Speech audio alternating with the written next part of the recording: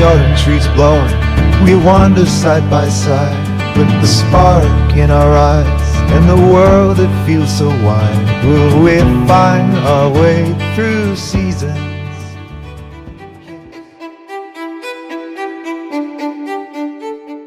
Good morning. Here we are on another railway platform, catching a train to London, where we're attending a meeting about biodiversity, rural culture and translocation of species.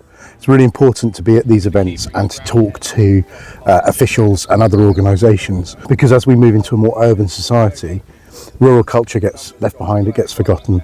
Translocation of species tends to only concentrate on top-line predators such as pine martens and lynx, etc., and forgets things like black grouse as well as salmon, for instance. So the NGO will be attending these meetings, putting our views across and fighting the corner for rural sports, the rural economy and everything that game management brings to the public. We've been visiting the gamekeeping students at Sparshot College in Hampshire.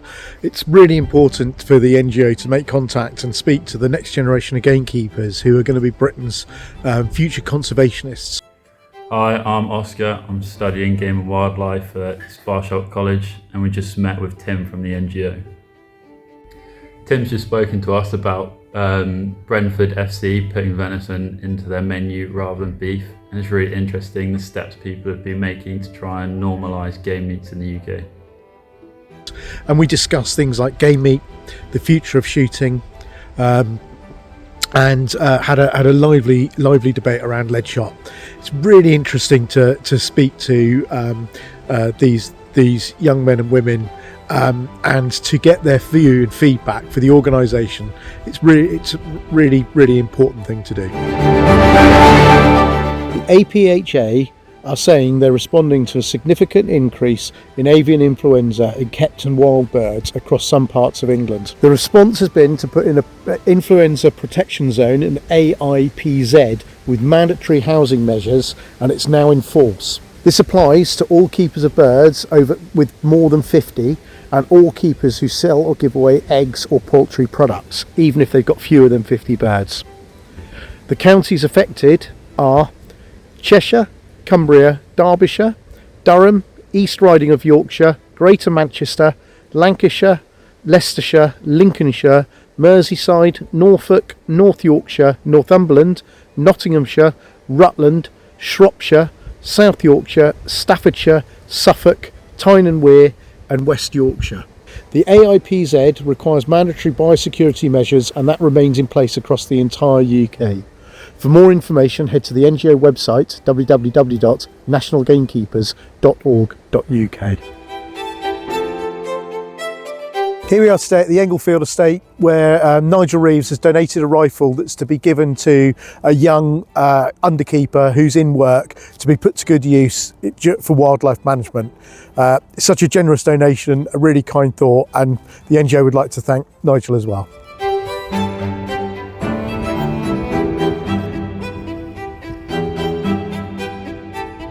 I'd like to thank Nigel Reeves for this kind donation, and I'm looking forward to putting it to good use. As we can see from this news report, poachers and hare coursers don't just cause devastation to the countryside and our wildlife, they're also dangerous to the public, where they're trying to get away from police, driving like maniacs, probably in uninsured vehicles. This is a real menace, and something that the NGO are working hard to get more police resources towards for our most prevalent wildlife crime. As many of you will be aware, our rural crime survey that we did in 2026 has highlighted that there's quite a lot of poaching that affects the majority of our membership. That goes from dogs, chasing deer, hare, rabbits, through to catapulting, shooting with air rifles, that kind of thing. One thing you've all got to remember is we've got to report rural crime in any way, shape or form, be that poaching,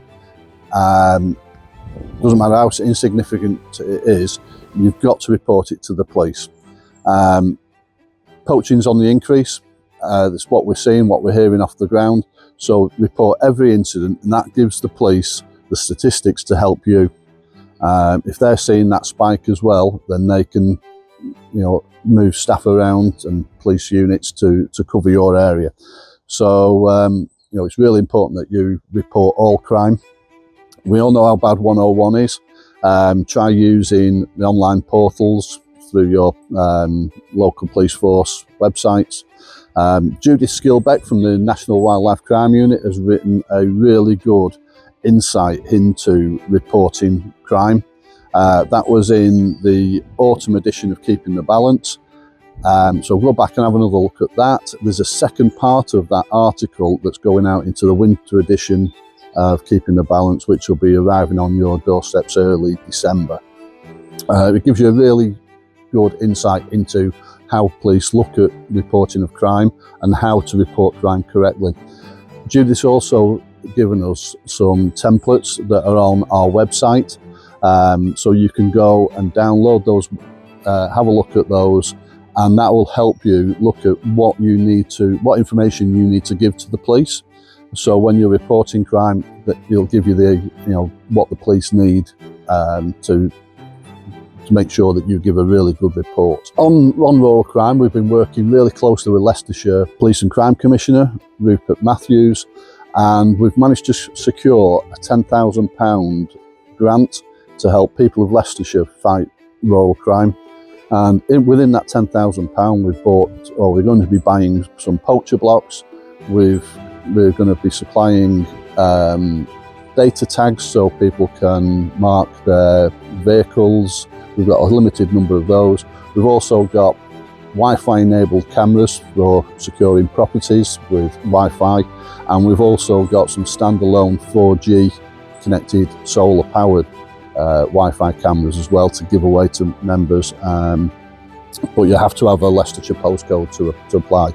If you keep an eye out on in Keeping the Balance and on the Facebook pages, we will let you know how this is going to happen. But we're looking at doing 2 events in March of 2026 where people can come along and on pre-applying for cameras and data tags can bring their equipment and be given all for free. So keep an eye out on that. We will be sending an email out to Leicestershire members, but the main thing is if you have any kind of rural crime or you're a victim of rural crime, don't just say nothing and think that the police aren't going to do anything. Help the police help you, report it, and make sure you're part of the statistics that make sure that they come and help you.